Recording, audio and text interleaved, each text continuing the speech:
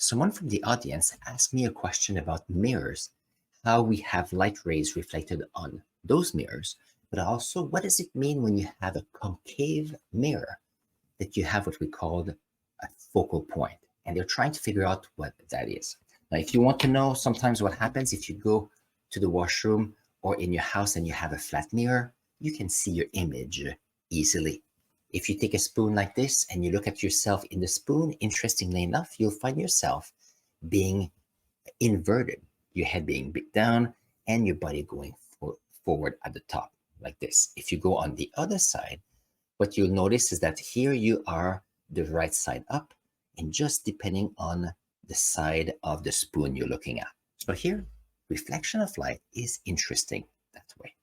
So let's see if we can. So I'm going to reproduce something that is similar to this one here, and we'll look at how flat mirrors work. And then we're going to go to concave mirrors right after. Perfect. So here we have this. So this is a representation of a flat mirror. So this is the back of the mirror and this is the top of the mirror. When you have a mirror, something that is quite interesting is that we have an imaginary line called the normal. And it is a vector that is oriented 90 degrees down perpendicular to the surface of your mirror. So that means that if you are putting many normals here, they all act the same. So let's see if I can give example with rays of light. If I have a ray of light going this way and going this way and going this way, so you have to assume they all straight like this. What's interesting is that if you are in front of a mirror, the reflection, this, like this, the rays will all be parallel. So you can see here the light comes this way and then will all come that way. You can see a reflected image. It hasn't changed its shape. We know exactly what it looks like. Now, if you take one of these part here and we want to know what's happening, so we have our mirror like this. We have our normal. So here, when we look at the light ray, we have a few things we need to keep in mind. So first of all, we have a light ray that is going this way. Now here, if you think of ray of light, there are infinite numbers of rays. But if we can study one ray, then we can take what we've learned from that one ray and extrapolate what is happening to all of them. So if I have here a light ray, this is incident ray. So it's coming in. We have here what we have. We have an angle of incidence. So angle of incidence like this. So we have here a theta with a little I. Now we know from what we've said that the ray will be reflected going this way. So this is the reflected ray. And then we also have an angle. We have this angle here with a little r, which is called the angle of reflection. R, the angle of reflection. So here, these are the key concepts when we start working with optics. We have a flat mirror. We have the imaginary line that is the normal. We have a light ray coming in at an angle, the incident angle, the angle of incidence, there you go. And then we have a reflection going the other way of the normal. And what's interesting with the two is that the angle of incidence is equal to the angle of reflection. So these two angles are the same, and that's how we can predict in science if you have a ray coming in on a flat surface where it will be reflected. And it's always reflected depending on the normal here. So when you have a flat surface, you can see yourself nicely. Now, what happens if you have, for example, a surface of let's say you go to the lake and you see the surface is uneven. Now you have to keep in mind that if the face is uneven, the surface of a lake, that means that all along here, you have little normals that are always perpendicular to this surface. So if I have this, and this. So that means that if you have, for example, you have a sunset and you are trying to see the sunset reflected on the lake, what happened here is that if you have a ray that goes here, it will be reflected. Oops. It will be reflected at the same angle, so the ray will go this way. If you have a ray that is going to this one, it will be reflected on this side. If you have a ray that goes here, the ray will be there. If you have another ray, so if you have a ray going here, it will go there. And let's take the last one. When you go to this one here, the reflection will be here. So if you go to the lake, you can see a nice sunset, but you're trying to see the color on the lake. It's impossible to see the exact image because the surface is not flat like you have on the mirror, but it's all changing, and therefore the direction of the normal is changing. Therefore, the reflected rays are also changing. Now, if you're lucky, at the end of the day, just as the sun is setting, usually the wind is stopping. And when the wind is stopping in the evening or early morning, then you have a very, very flat surface here of your lake. And then you can actually see the nice sunset and you can see beautiful reflection of the environment on the lake. So this is what's happening here. Good. Now the question here is, how can we, using a mirror, have a better understanding on how we look in the mirror? So here we know that when we go let's see if I can give you a good example. Okay.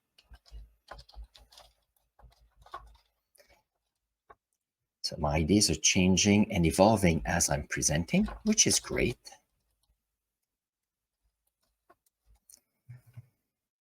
So let's see.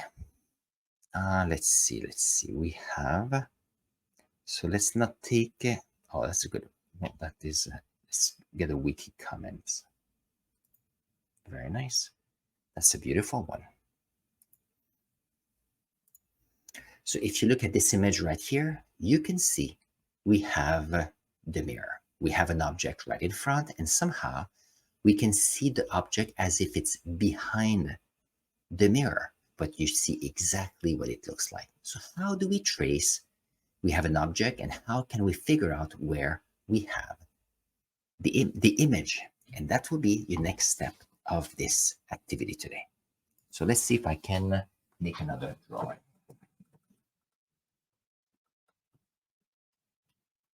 Like this.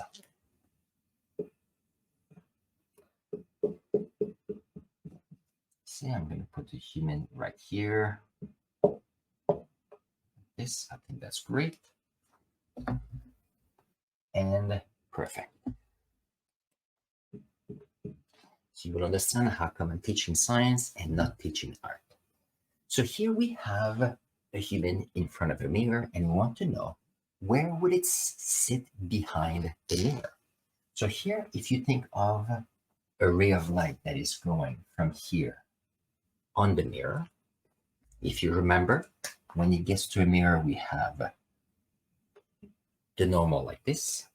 We also have the angle of incidence that is equal the angle of reflection. That means that you have a ray that will be reflected this way. So that makes sense based on all the work we've done so far. If you take another ray and the ray goes like this on this mirror right there, you also have the normal. You have the angle of incidence being equal to the angle of reflection. So here it is going to be reflected this way. So we know that all the light is reflected on the same side. Good. So if you go back to the drawing, we know that it's reflected on the surface because if you look, we have the object. The light goes from the object, bounces on the mirror, and then the light comes towards us, and then we can see the vase right there. But it doesn't tell us how we can see the vase with our eyes behind the mirror. So let's have a look. If you think of this, you can see that there's a reflection of light here. And if you were to do an extension of this ray here, that is going, so the light goes here, it's reflected here. But if you extend, the line will be right here. Same thing with the orange line. It goes like this, it reflects this way. But if you go and it continues the line going here. So here you have a point of intersection. And here you have another point of intersection. Let's see if I can even add another line. If I have a ray of light going like this, perpendicular to the normal, the light will go this way and then will be reflected on this side. But if you were to extend the line behind, here you have 3 lines merging at this point, and the same thing with 3 lines merging on that point. And what's interesting is that if you have your human here, the image would actually be telling us where the human is going. So like this, going this way.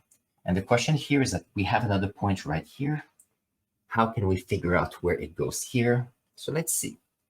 We have a line going this way and going back, going this way. If I have, let's say, a blue line like this, we have a normal, it's going down this way. Perfect, because we have the 2 angles. And if I take the orange, and the orange, we have something like this, reflected like this.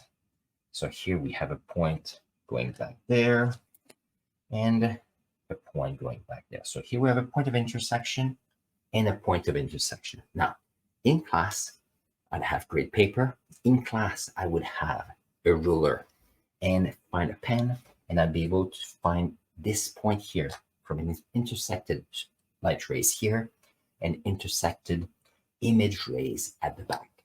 That would be good because this is telling me where the legs of this human is compared to the original. So this is what we call the object, and this is what we call the image. For people that are going studying optics, this would be called a real object, and that would be a virtual image. If you'd like to know what a virtual image is, please put your comments here below of the video. I'd be more than happy to do a video about how we figure out if an image is virtual, or sometimes an image that is real. So that will be for another video if you ask for it. So we have James here. So why does stuff soak in water appear darker? Oh, that's a good question, James. So very nice. So we have this one here.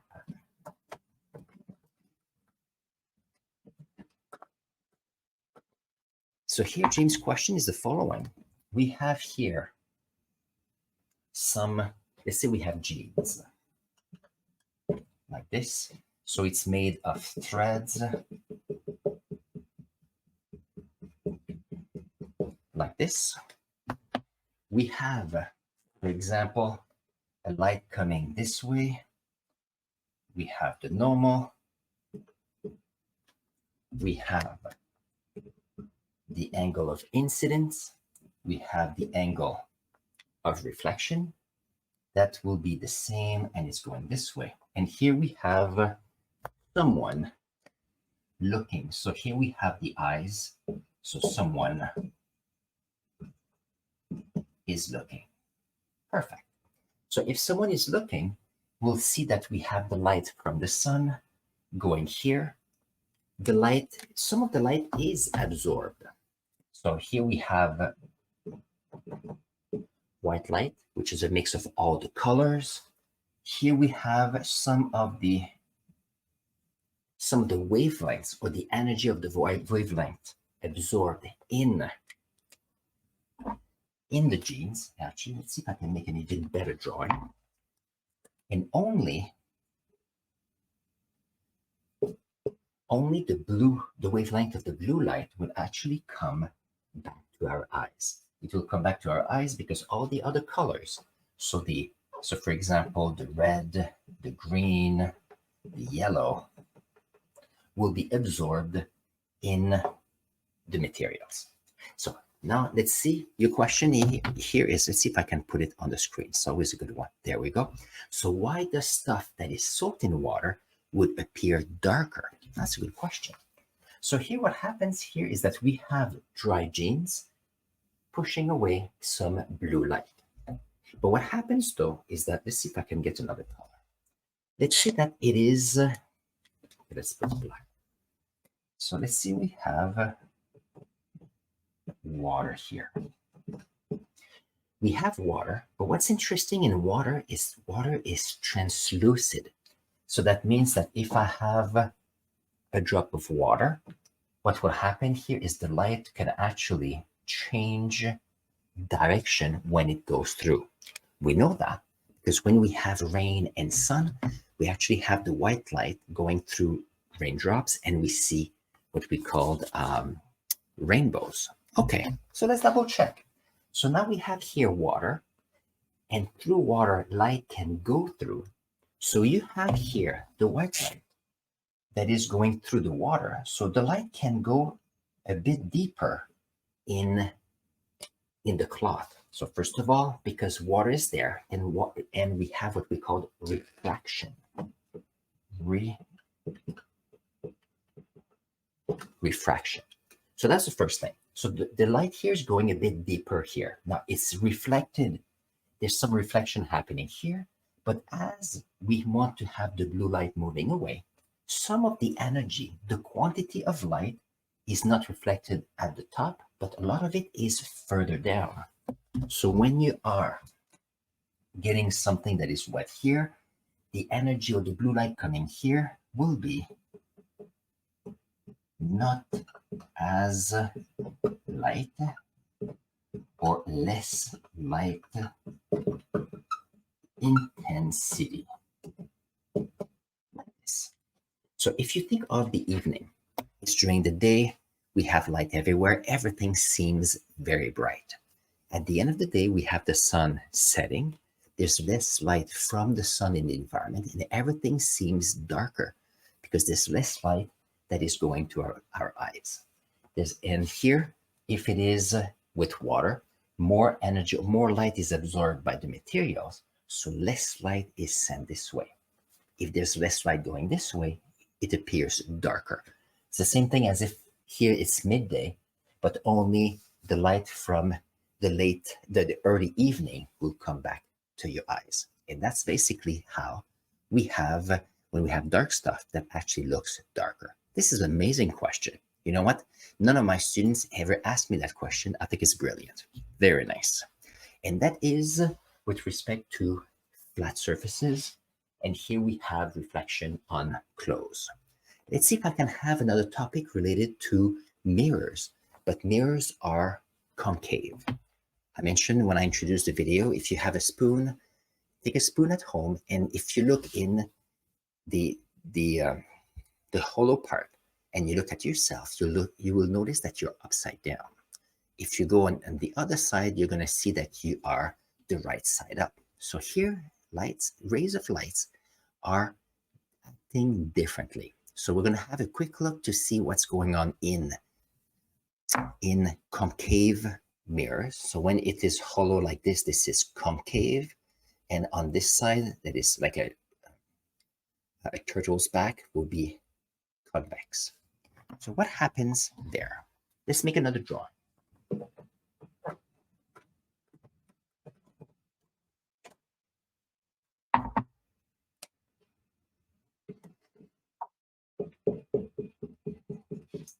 So as we go along, if it happens that you have any questions, clarification questions, put them in the comments below. I always read them so that I can answer them, but also gives me ideas for what you would like as an audience, the type of content, so I can help you at school, or if you're a teacher, to teach, to find new examples for your class. So when you have here a concave mirror, so this is compared to a flat mirror. We know that on a flat mirror, we talked about the fact that we have normals. And then we have normals, we have rays going this way, going this way. We have the angle of incidence, and we have the angle of reflection. So here, and we know that the angle of incidence equals the angle of reflection. Now, this also applies to a mirror that is concave. Let's see how it works. So if I am right in the middle here, we know that a perpendicular line at this spot will be going this way. If I have a ray of light going this way, it will be going back this way. So we know that because if you are to think of a flat mirror, this is what would happen. There's a name for that line, and it's called the optical axis. Optical axe, like this. There might be another name depending how it goes. In French, it's called l'axe optique.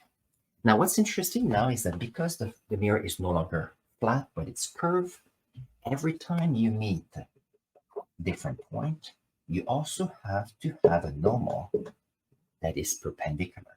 A normal that is perpendicular. So if you have another point right here, we have a normal that is perpendicular. Now, as you can see, all the normals on a flat mirror, they're all parallel because they're all 90 degrees. If you're curving the mirror, now all the normal are no longer perpendicular. They are perpendicular, but they're no longer parallel. And they all seem to be pointing in one direction. And we have a point that is right here. So here, this is called the center of curvature. You're going to say, well, can you give me an example that looks like something I know? Let's see if I can give you, where is it? There you go. So if you take a bicycle and you have a wheel like this, and if you take the outer side here of the tire, you notice that every time it gets to the rim, we have a poke here. And then, is it a poke or a spoke? That's a good question. If you know the answer, you can always put it in the comments below. So we have here a segment here of the tire. We have 90 degrees right here, and it's going towards the center. We have here this point, which is 90 degrees going to the center. Same thing here. We have the edge of the tire, 90 degrees going to the center. So we have a center here of what will be a circle. Very nice. So if you go back to my drawing here, if you have a curved mirror, you'd have like the parts of the normals all going to the middle here, which will be like the middle of our tire. So here James says, can we ask questions on any area of science? So James, I'm going to finish my example with the optics. And then if you have any questions, put them in the comments below. I'll be more than happy to answer it if I know the answer. Otherwise, what I do is I do some research and answer it the week after. And if it happens that I'm having a live science tutoring session every Saturday at noon in English. So you can come back here on the channel. I've been doing this for quite a few weeks and I like it. So you're welcome, for you or your friends even, to ask questions. Okay, so we have here the axe, the center of curvature. Very nice, very nice, very nice. Now, the key question I wanted to know was, what does it mean to have a focal point? So what is a focal point when you have a mirror? And a focal point allows us to have, if you have a spoon like this, to have an image that is upside down or right side up. And if you want details on how it works, put comments below. I'm always here to help you. So here, if you have, let's look at some rays of light or light rays. It goes this way. And because it is going this way, here we have the angle of incidence. We know that we have the angle of reflection, and we are going this way. If I take another color, we have an angle here going to this bit. We have here the angle of the incidence that is equal to the angle of reflection. And we are going this way. If you're from the bottom part here, you have an angle here, which is equal to the angle of reflection, like this. And then you notice that there is a point that is right here. This point where all the rays are meeting is what we call F, or the focal point. So it's interesting. So every time you are changing the curvature of the mirror, meaning that you can bring this point closer or further, it changes where the focal point is. And the focal point can help us when we have an image. And I'm almost done with this topic here, which means if you have an object, what does an image look like? So let's see. So we have this one here. We're doing well. Take this away. Perfect. So let's say that I have, actually let's put a human. I like humans. So we have a human right here with arms, and let's, perfect. Now, if I have a human that is right there, I want to know where is the image of that. So here we have an object that is real because it exists on this side of the mirror. We know that when we have a ray that is going this way, it will continue and will be reflected going through the focal point. I no longer have to figure out what the angles are here and where's the normal, because we know that when we have a light ray that comes straight parallel to the optical axis right here, it is reflected this way. Let's look at another line. If I have a light ray going through the focal point, it's going to be meeting here, but we know that it will be reflected going parallel to this principal axis right here. Oh, I've heard the expression principal axis as well. Now here, like we've done in the past with the flat mirror, we have a point of intersection right here. And what's interesting with the point of intersection is you have another point of intersection right here. So that means that if you have here the top of the head and the legs on the axis, you could have here the top of the head and the axis here. So here, interestingly enough, we have an object which exists in front of a mirror that gives us an image that is inverted on, and we can see it further away. So this is what we call an image, and it is inverted. And interestingly enough, it is even much bigger than the original example here. So interestingly enough, if you want to understand, if you look at, so I don't know if you can see if I cannot see it nicely. So here I have in front of my, so this is the top of my top of my monitor, and then I go down the monitor. You can see that as I go down in front of the monitor, so you can see here on the image, I go down the monitor. What's interesting is here, see my finger seems to be going up on the spoon.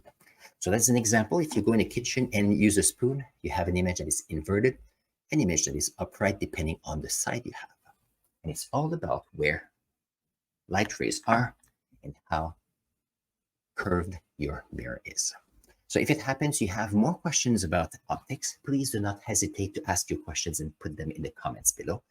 If it happens that you have you know that you have another question related to optics, I've taught the grade 10 science course in Ontario for many years, so I know all the basics of how mirrors work, flat mirror and curved mirrors, concave and convex mirrors. I also work with lenses, because when you have a lens, like a magnifying lens or even a telescope, every time we have lenses, it follows similar concept here, and even calculation. So if you have any clarification questions on this, I'm here for you. You just have to put your comments below or come next Saturday.